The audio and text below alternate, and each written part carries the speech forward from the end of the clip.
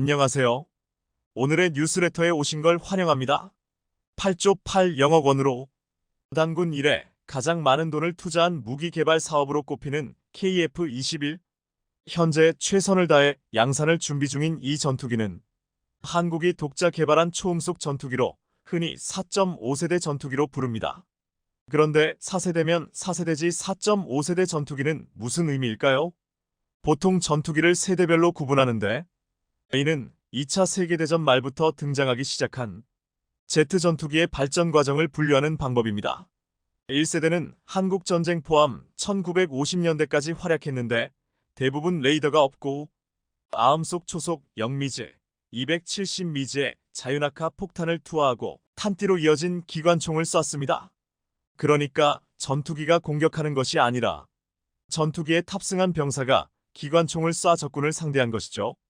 소련의 미그-15, 미그-17이 대표적입니다. 2세대 전투기는 1960년대 초 활약하던 전투기로 초음속 초속 343미즈 시대로 접어들며 상승고도와 비행속도에서 엄청난 발전을 이뤄냈습니다. 당연히 엔진 성능도 비약적으로 발전했죠. 미국의 F-104, 105, 106, 프랑스의 미라지 3, 스웨덴의 사브 35 드라켄 등이 2세대에 해당합니다. 3세대는 미국의 F-4, F-5, 소련의 미그-23, 미그-25 등 1960년대 개발된 전투기로 이때부터 항공전자공학이 도입되며 전투기의 성능은 컴퓨터 기술이 좌우하게 됩니다. 그리고 780년대로 접어들며 4세대 전투기가 등장하는데요. 컴퓨터 기술과 전자공학 기술이 비약적으로 발전하며 전투기 성능도 훨씬 정교해졌죠. 미국의 F-14, 15, 16, 18과 러시아 수-52, 27, 프랑스 미라지 2000, 스웨덴의 사브 37 비겐 등이 이에 해당합니다. 5세대 전투기는 레이더 탐지를 피하는 스텔스 형상을 갖춘 스텔스 전투기로 전자파를 반사시키기 위해 형체를 변경하면 비행에 지장을 초래합니다. 하지만 전투기 설계가 발전하며 두 마리 토끼를 모두 잡았죠. F-22와 F-35에서 보듯 5세대 전투기 외형은 4세대와는 확연히 구분됩니다. 스텔스 기능 때문에 그런데요. 그렇다면 6세대는 어떨까요? 6세대는 제4차 산업혁명의 산물로 꼽히는 인공지능, 유무인 복합운용, 레이저 무기 등을 갖춘 전투기로 미국을 포함 러시아, 중국, 일본 등이 전부 개발에 뛰어들었습니다. 한국의 경우 4.5세대인 KF-21을 궁극적으로는 6세대로 도약시킬 계획인데 KF-21의 성능을 조금만 보강시키면 스텔스 기능을 갖출 수 있고 레이저 무기와 무인화 기술을 추가해 2041년까지 6세대로 발전시킬 계획인데요. 문제는 개발금 4.5세대 개발에 8조 8영억 원을 쏟아부었고 20%를 부담하기로 한 인도네시아가 1조 원을 미납한 상태로 목리를 부리면서 엄청난 스트레스를 받고 있습니다. 그런데 조만간 이 개발금 문제가 해결될 것으로 보입니다. 왜냐면 사우디아라비아가 수줍게 손을 들었으니까요. 6세대 전투기는 그야말로 향후 하늘 그 이상을 지배하게 될 전투기입니다. 이 전투기들은 12기의 유인기와 무인기가 함께 비행하며 작전을 수행하게 되는데 무인기는 자동체제로 운용됩니다. 유인기는 이런 무인기를 운용하는 역할을 하게 되죠. 특징으로는 기존 전투기를 압도하는 스텔스 기능, 이전 세대 전투기의 스텔스를 장거리에서 탐지하고 격추시키는 능력, 다수의 무인기를 통한 다양한 교전 능력, 여기에 슈퍼컴퓨터급 성능의 인공지능 탑재, 극초음속 미사일, 레이저, 고출력 전자파 등등 SF 소설에서 볼 법한 무기들이 사용됩니다. 미군은 지금 해군, 공군 가릴 것 없이 6세대 전투기 개발 프로젝트를 진행 중이고 러시아 역시 2021년부터 6세대 전투기 엔진 사업에 착수했습니다. 중국은 2030년 중반까지 6세대 전투기를 만드는 것을 목표로 하고 있고 일본은 영국과 이탈리아와 손을 잡고 개발에 착수했습니다. 보시면 아시겠지만 세계에서 콧방귀 좀 낀다는 나라들은 전부 6세대 전투기에 사활을 걸고 있죠. 한국은 어떨까요? 한국 역시 6세대 전투기와 관련된 제반 기술을 연구 중에 있습니다.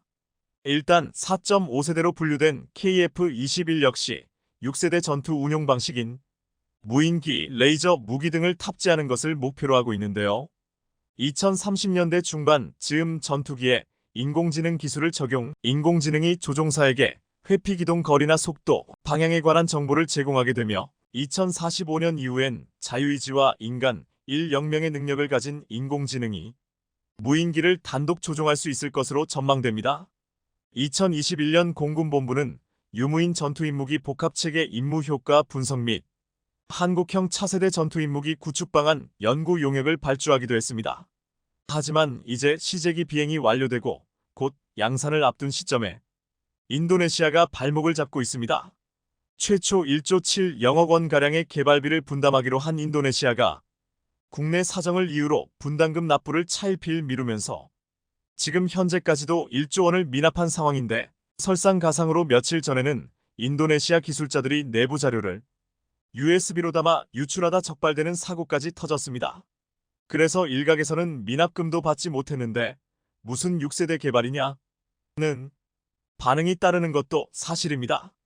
그런데 세계 최고 오일 부자 사우디가 등장했습니다. 지난 1월 30일 국방부에 따르면 국방부와 국방과학연구소 ADD 고위 관계자들은 사우디를 극비 방문했습니다. 칼레드 빈 후세이 알 비아리 헐러드 빈 후세인 엘 BIYARI 사우디 국방부 정무차관 등 관계자들을 만났고 그 자리에서 6세대 전투기 공동 개발에 관해 논의했습니다. 그간 사우디는 6세대 전투기를 개발하고 싶었지만 전 세계 그 어떤 국가도 사우디를 탐탁치 않게 생각했었습니다.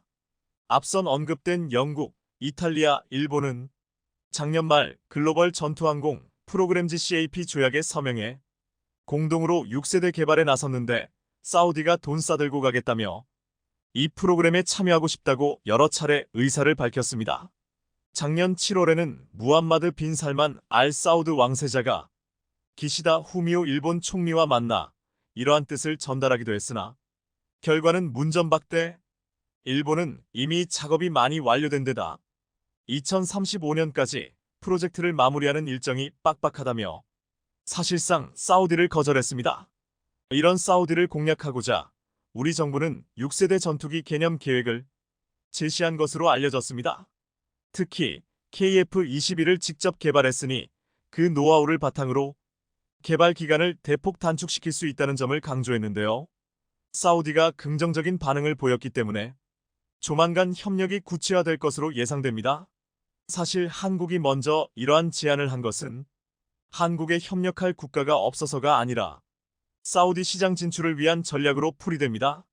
한국이야 전 세계에서 손가락 안에 꼽히는 전투기 독자 개발국이기 때문에 마음만 먹으면 혼자서 개발도 가능하고 한국이 공동개발국을 모집하면 참여하려는 국가가 수두룩 빽빽할 겁니다. 다만 한국은 오일머니를 차곡차곡 쌓아둔 사우디의 거대한 시장에 진출하기 위해 전략적으로 사우디를 선택했다는 것이죠. 뿐만 아니라 KF-21은 유인무인 팀 구성 MUMT 기능을 갖춘 2인승 모델로 시작해 궁극적으로는 6세대 전투기로 분류되는 블록3 KF-21으로 발전할 것으로 예상되는데요.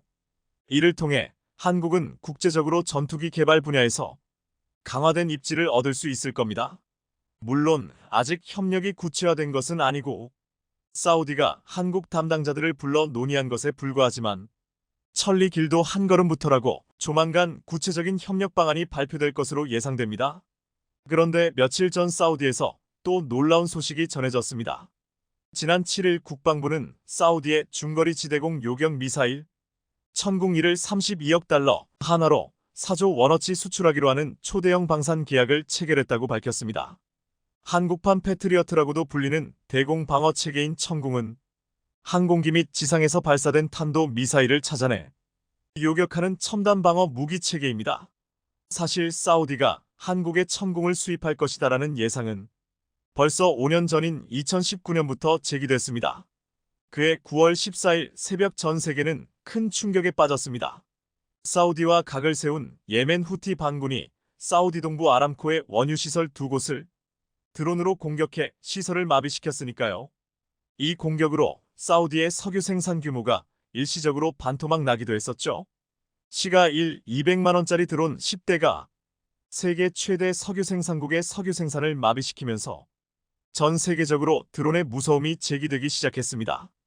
어쨌든 사우디는 미사일 전력이 상당히 발전된 이란이라는 점, 그리고 이란의 지원을 받는 수많은 무장단체의 위협에 노출되어 있기 때문에 미국으로부터 탄도미사일 요격용 패트리어트 미사일을 공급받아 왔었습니다. 하지만 바이든 정부 들어 미국이 사우디로의 무기 수출을 막으며 상당히 난감했었죠. 그래서 2019년 무함마드 빈 살만 왕세자가 한국을 방문해 국방과학연구소를 통째로 사갈 수는 없냐는 농담 아닌 농담을 던진 것도 사우디의 안보가 그만큼 풍전등화라는 뜻입니다.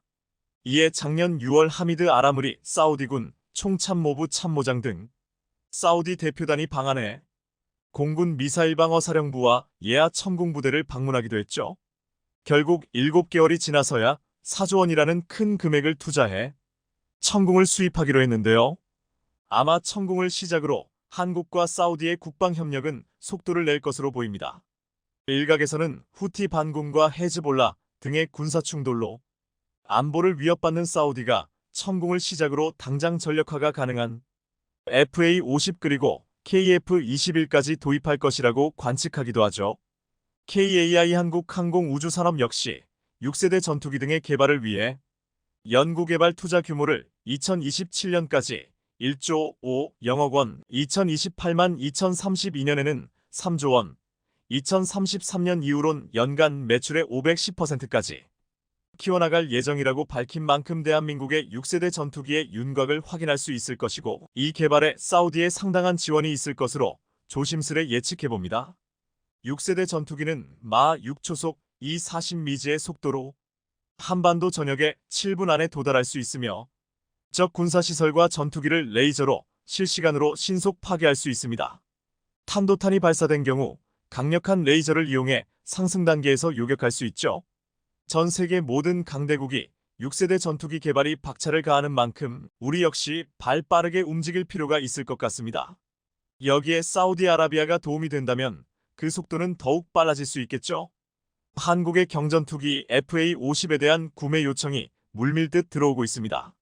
말레이시아와 2차 계약에 성공한 데 이어 중앙아시아의 우즈베키스탄과도 곧 계약을 맺을 가능성이 높아짐에 따라 구매 주문이 밀려들고 있는 실정입니다. 그런데 최근 국제방위산업 시장에서 드라마틱한 전개가 펼쳐지고 있습니다. 바로 일본이 한국의 FA-50 경전투기에 눈독을 들이기 시작한 겁니다. 이게 단순한 관심 차원을 넘어서 마치 애원에 가까운 수준까지 이르렀다는 소식인데요. 최근 한국 방위산업은 몇 가지 중요한 성과를 이루며 글로벌 시장에서 입지를 공고히 하고 있는데요. 오늘은 일본 방위성 간부들은 왜 한국의 실무자들과 만나 FA-50 경전투기를 달라고 애원한 것일까? 한국의 FA-50 경전투기는 이미 국제방위산업 시장에서 상당히 주목을 받고 있었습니다. 더구나 최근 수출입은행 자본금 확대법이 우리 국회를 통과했고 이제 한국은 25조 원을 풀어 폴란드로의 2차 수출에 속도를 내게 되었습니다. 따라서 이번 수은법 통과로 한국 방위산업의 유럽 시장 진출은 더욱 더 확대될 전망입니다. 일단 수출입은행 자본금 확대법의 국회 통과로 폴란드로의 K 흑표 전차의 2차 수출이 순조롭게 진행될 전망입니다.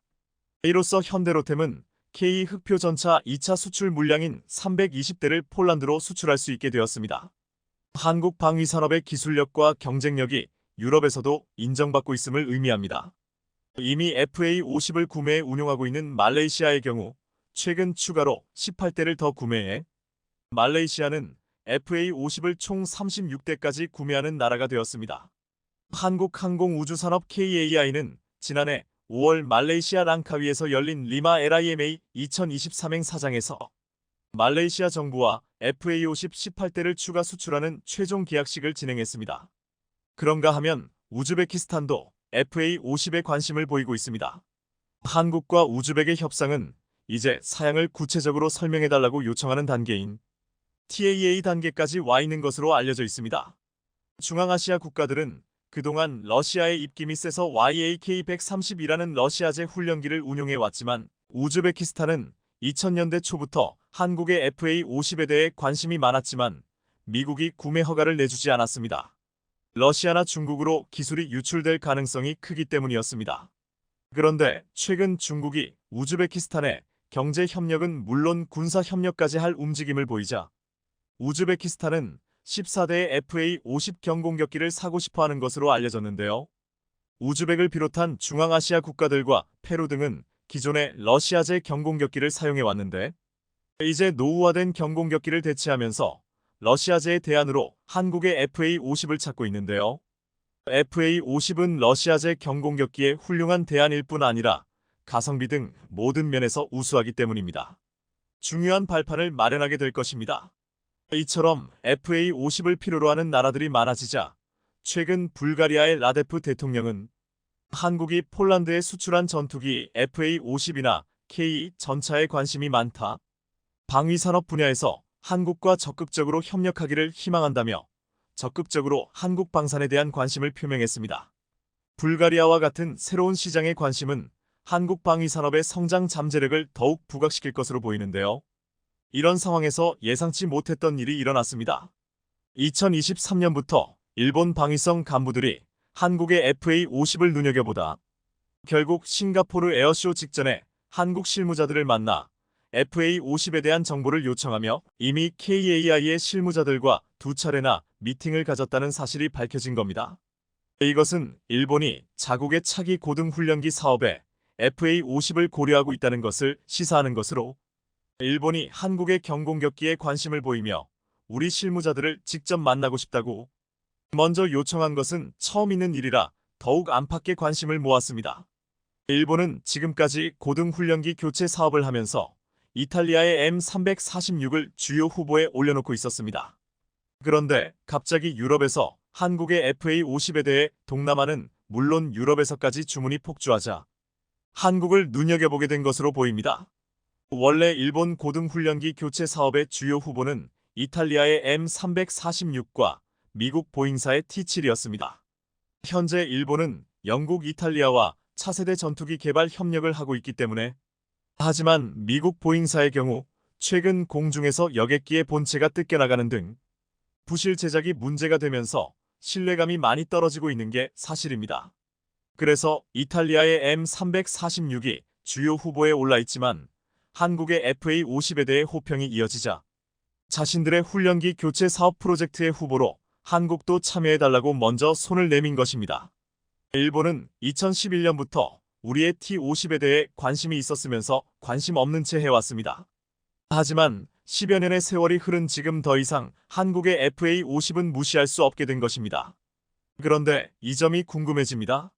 만일 일본이 자국 고등훈련기를 한국의 FA-50으로 낙점하게 될 경우 지금처럼 대한민국 사천 KAI에서 제작하는 것인가? 일본은 한국의 FA-50을 미국 로키드 마틴사에서 제작한 후 일본으로 들여오길 희망하는 것으로 알려졌습니다. 한국이 만든 건 줄 세상이 다 아는데 그래도 메이드 인 USA라고 찍혀야 한다는 일본 특유의 눈 가리고 아웅하는 식의 방법을 원하고 있다고 알려져 있습니다. 그럼 왜 자존심을 세우던 일본까지 한국의 FA-50에 눈독을 들이게 된 것일까요?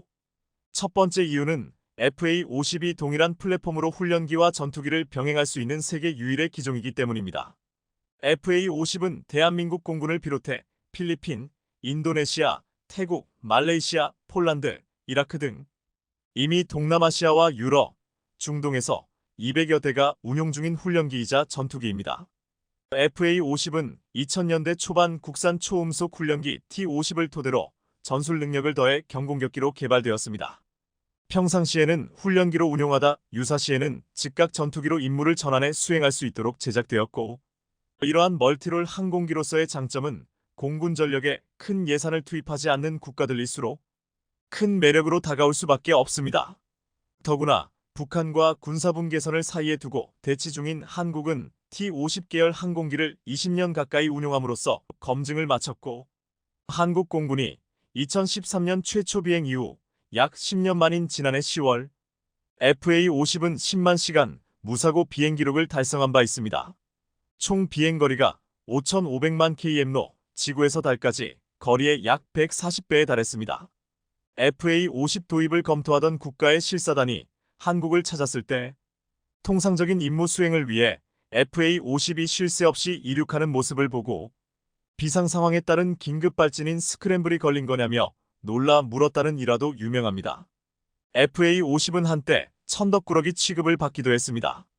고등 훈련용으로는 과도한 성능을 탑재했다는 비판이 있었던 게 사실입니다. 그러나 훈련기로 사용하는 경전투기 치고 성능이 좋고 최신 전투기에 비해선 기능은 떨어져도 가격은 싼 애매한 특징이 도리어 기회가 됐습니다. 훈련기와 전투기로 다 쓸 수 있어 국방비가 부족한 동남아 국가들은 가성비 좋은 전투기라는 매력적 선택지가 된 것인데요. 또 한미연합훈련에 투입돼 미국산 전투기와의 높은 호환성도 증명했으니 이보다 더 좋을 수가 없었습니다. 최근 필리핀에서는 반군 소탕 작전에 투입해 톡톡한 효과를 보고 있고 폴란드는 러시아와 우크라이나 전쟁 속 시급하게 전력 공백을 메우기 위해 갭필러 명칭을 붙인 FA-50GF-12대를 인도받은 데 이어 항전 장비와 무장 등을 업그레이드한 FA-50PL-36대를 인도받을 예정이라 폴란드는 유럽에서 한국 경공격기를 제대로 홍보해주고 있습니다. 더욱 희망적인 것은 FA-50이 계속 더 강해지고 있어 향후 수출 전망도 밝다는 점입니다.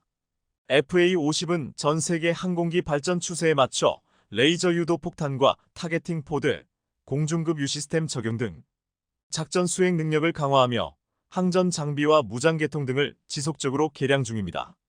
또 능동전자주사 배열 AESA 레이더와 AIM-9X와 같은 기축선을 크게 벗어나는 표적까지 공격할 수 있는 미사일을 적용하는 무장 성능 강화도 진행 중입니다.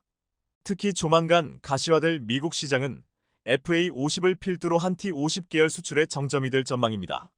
미국은 280대 규모의 공군 전술 입문기와 220대 규모의 해군 전술 입문기와 고등훈련기 도입 사업을 계획 중인데요. 500대에 이르는 사업을 이들 수주한다면 세계 고등훈련 기경 공격기 시장에서 FA-50은 그야말로 독보적인 위상을 차지하게 될 것입니다. 이처럼 일본이 아니라도 FA-50을 원하는 나라는 많습니다. 일본은 FA-50을 자신들의 고등훈련기 프로젝트의 들러리로 세울 생각은 말아야 할 것입니다. 중국군은 최근 두 가지 비중 있는 소식을 발표했습니다. 먼저 중국이 자랑하는 첫 중국산 항공모함인 산둥함에서 복무하는 군인들의 일상을 공개했는데요. 공개된 영상을 보면 아침 8시 임무 수행 시작을 알리는 명령과 함께 병사들이 바쁘게 움직입니다. 군인들은 이륙하는 전투기의 엔진과 불과 20m 떨어진 거리에서 굉음과 뜨거운 배기가스를 견뎌내며 구슬땀을 흘립니다. 하지만 군인들의 움직임이 어딘지 어설프고 허술하다는 평가가 잇따르고 있습니다. 전혀 숙련된 모습이 아니라는 지적인데요.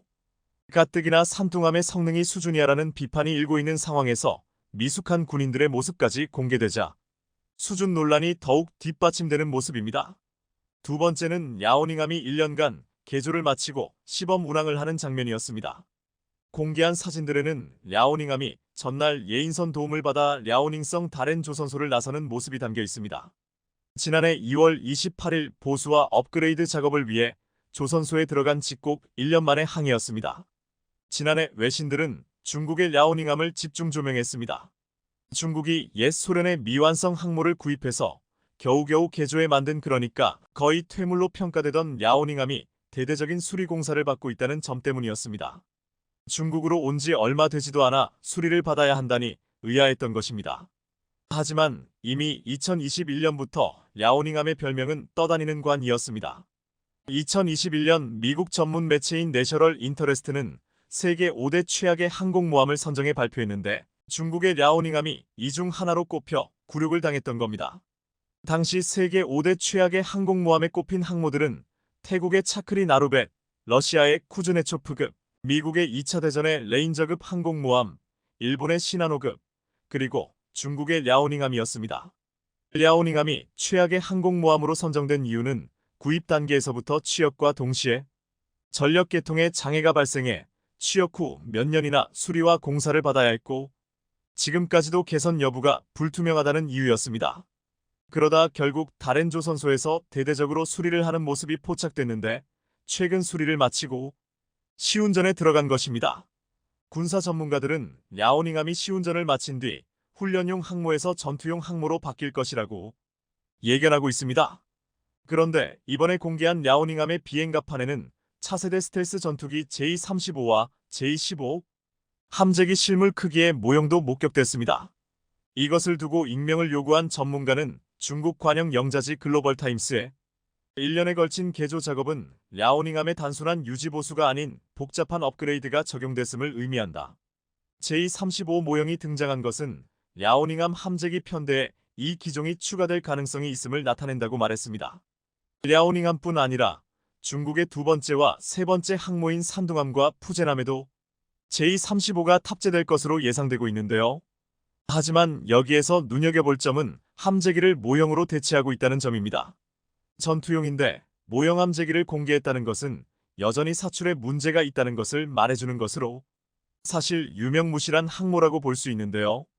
중국은 항공모함 숫자는 많지만 성능 면에서는 아직 미국 항모에 비해 취약합니다. 중국도 자국 항모가 미국에 비해 성능이 취약하다는 사실을 알고 대책 마련에 나섰지만 미 항모와의 격차는 여전하다는 게 군사 전문가들의 평가입니다. 더구나 제-15는 중국이 만든 일종의 돌연변이 함재기입니다. 원형인 러시아제 수-33을 확보하지 못하자 우크라이나에 남아있던 시제기 T-10K3을 밀수에 역설계하고 제-11수-27 중국 생산형의 비행 제어 시스템을 결합한 것입니다.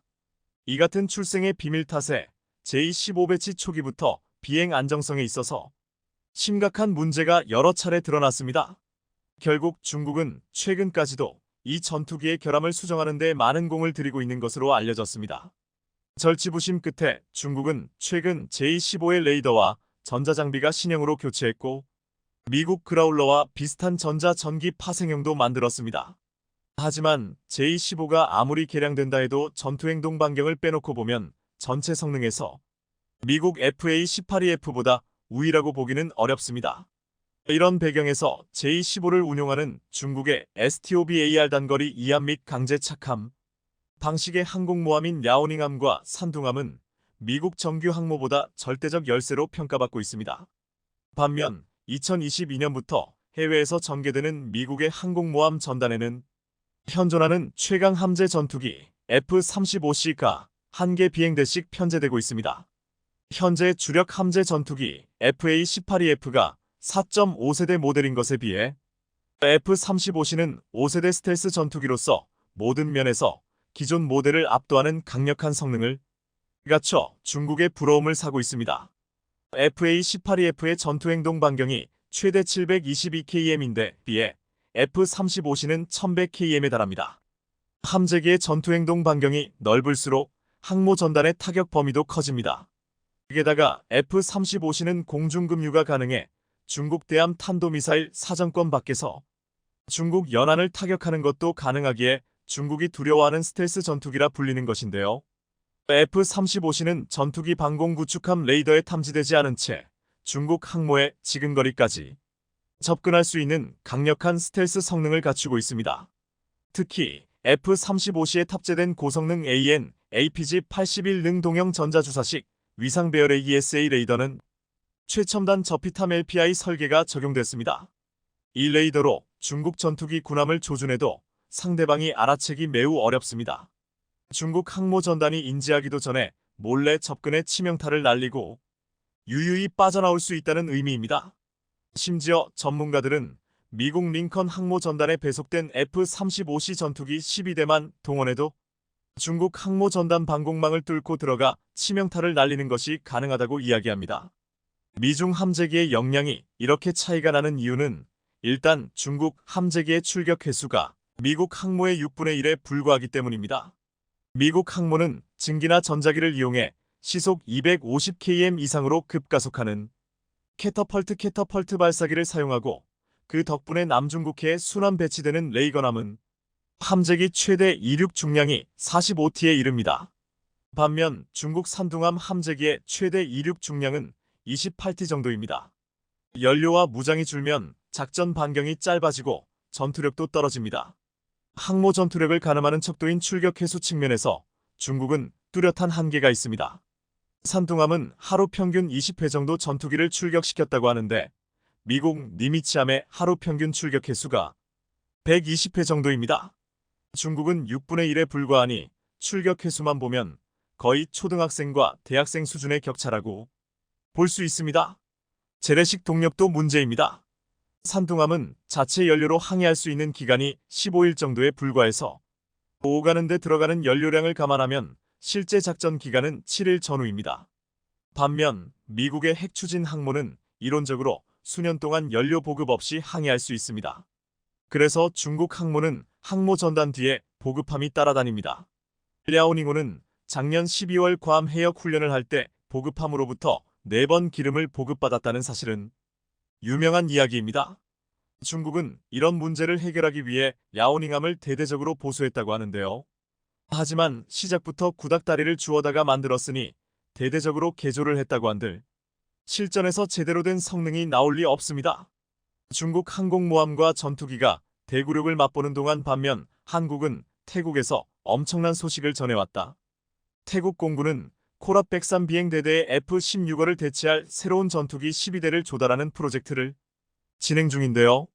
미국이 5세대 전투기 로키드 마틴 F-35 라이트닝 이 합동 공격 전투기를 태국에 판매하는 것을 승인하지 않자 다른 루트를 통해서 전투기를 사야 하는 상황이 된 겁니다.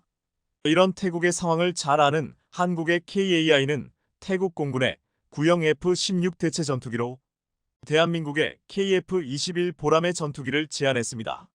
태국 공군의 새로운 전투기 조달 프로젝트에서 유력한 옵션으로 보이는 경쟁 기종과 비교했을 때 KF-21은 경쟁 기종보다 아직은 열세이긴 합니다.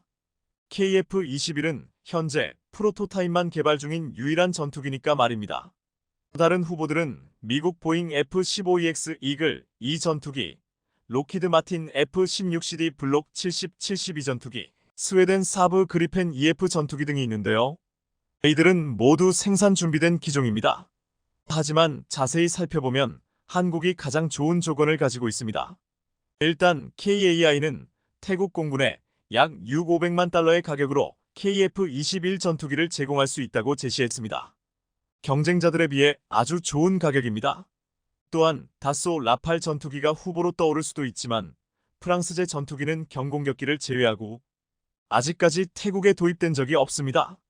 중국의 J-10C 전투기와 FC-31 전투기 역시 태국 공군과 시스템이 호환되지 않으며 참여가 금지된 러시아 역시 호환되는 시스템이 없습니다. 하지만 한국의 KF-21은 F-16AB ADF 전투기를 대체할 수 있는 좋은 옵션이 될 수 있습니다. 주로 공대공 전투에 주력하는 방공 전투 비행대대이기 때문에 태국 공군이 향후 조달할 예정인 미티어 공대공 미사일 능력을 활용할 수 있고 태국 공군이 이미 운용 중인 IRIS-T 단거리 공대공 미사일을 사용할 수 있기 때문입니다. 이보다 더 좋은 조건은 없습니다.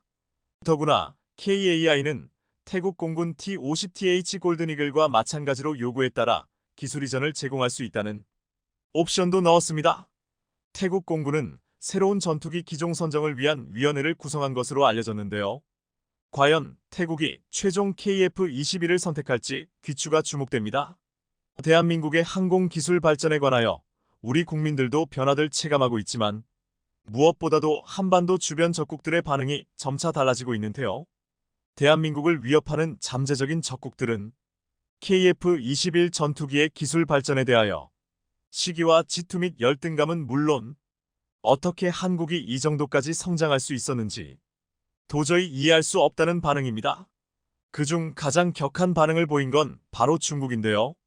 J-20 전투기의 기술 수준을 자화자찬하며 최근까지만 하더라도 우리나라의 군사 무기 기술력을 과소평가하던 중국은 한국의 KF-21 전투기의 고바등각 비행을 보고 입을 다물지 못하고 있습니다. 심지어 그들은 인민일보를 인용해 국영 언론이 미국산 F-22 랩터 전투기 비밀 설계도를 훔친 게 아니냐며 의심의 눈초리를 계속해서 보내고 있는데요.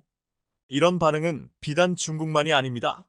일본 역시 6세대 전투기를 개발한다며 야심차게 시작한 F-3 프로젝트는 혼자 힘으로는 역부족임을 깨닫고 잠정 중단했는데 옆 나라인 한국에서 KF-21이라는 걸작을 만들어내니 믿을 수 없다는 반응을 보이고 있는데요. 일본의 대형 우익 언론 요미우리에서는 한국이 가진 기술 수준으론 절대 이 정도 성과를 낼 수 없다며 KF-21 전투기가 미국의 F-22 랩터 전투기 기술을 빼돌렸는 게 아니라면 말도 안 된다고 전했습니다. 또한 일본은 아직도 1990년대에 개발된 F-2 전투기에 머물러 있다고 한탄하기도 했습니다. 실제로 2023년 대한민국 군사력 순위가 일본의 한 단계 미친 6등이었는데 2024년 기준 대한민국은 15위로 한 단계 상승한 반면 일본은 오히려 한국보다 두 단계는 낮은 7등을 기록했는데요. 국제적인 시각에서는 전 세계에서 108번째로 작은 국토 면적이 나라인 대한민국이 세계 5위의 군사력을 보유하고 있는 게 믿지 못할 일이며 군사력 순위가 하락한 일본 입장에서는 더 이상 한국을 자신들 아래로 볼 수 없게 되었습니다.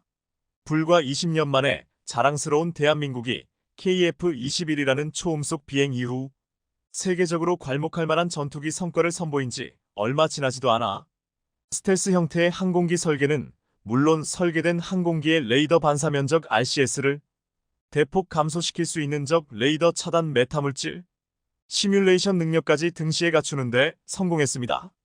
이렇게 스텔스 형상 설계가 완료된 이후 국방과학연구소는 KF-21의 콤팩트 레인지 시설을 구축하여 레이더 반사가 가능한 시스템을 개발하는 데 성공했는데요. 이뿐만이 아닙니다. 조종간 스텔스 제어 소프트웨어를 개발해 공군의 요구 수준을 훨씬 넘어서는 수지를 확보했다는 카이의 답변도 나왔는데요. 초음속 비행부터 시작해 블록 2 형태의 스텔스 기술까지 이 모든 것을 보면 우리가 자랑스러워해야 할 것은 사실 한국의 스텔스 전투기 기술 개발 역사는 짧지가 않다는 것입니다. KT-1 응비를 시작으로 T-50과 FA-50을 거치면서 항공 기술력을 쌓아온 대한민국은 자곡자곡 기술력을 정립해왔습니다. 그리고 그 결실이 바로 KF-21 전투기인데요.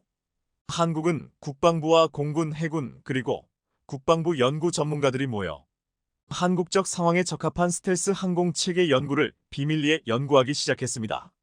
KF-21 스텔스 버전인 블록 3 계획까지 모두 공개되자 중국과 일본은 이미 패닉에 빠졌는데요. 사실 KF-21의 사업은 널리 알려진 바와 같이 한국 공군의 전투기 노후화로 인하여 촉박한 배치 일정과 국내 기술 개발이 미완성된 일부 기술을 고려해 블록 형태의 단계적인 개발 계획을 채택했습니다. KF-21에는 7억억 원을 추가로 투입해 천룡 미사일과 극초음속 미사일 등 공대지 무기 운용 테스트를 진행할 미사일 탑재를 완료하였고 블록 1의 초도 생산 이후 곧바로 KF-21의 스텔스 버전인 블록 2가 등장할 계획인데요. 그런데 블록 1이 배치도 되지 않은 시점에서 블록 2보다 한 단계 진화된 공대지, 공대함까지 가능한 스텔스 버전인 블록 3와 가오리 X를 개량한 무인 전투기 KUS가 공동 개발되고 있다는 소식이 동시에 전해졌습니다. KF-21 사업 초장기인 2014년 당시에는 우리 국방과학연구소에서 KF-21 블록 1에 이어서 블록 2에 관한 개념까지 구축한 상태에 머물러 있었는데요. 당시의 블록 3는 구체적인 계획이나 국회의 승인도 없었고 예산 편성도 없었지만 우리나라의 기술력이 발전함에 따라 상황은 곧장 달라졌습니다. 고난이도 개발이 가능해지면 선택의 폭이 더욱 넓어진 것인데요. 국방과학연구소에 따르면 KF-21 블록 3는 5.5세대급에서 일부 6세대급 전투기 형태를 보여줄 것이며 미국의 F-35 전투기보다 한층 더 뛰어난 플라즈마 스텔스기가 될 수 있을 것이라고만 언급했습니다. 그런데 지금 한국이 보여주는 KF-21 전투기 성능은 이미 미국의 최첨단 스텔스 전투기 F-35보다는 조금 떨어지지만 F-22와 유사한 스텔스 형상을 지내는데요.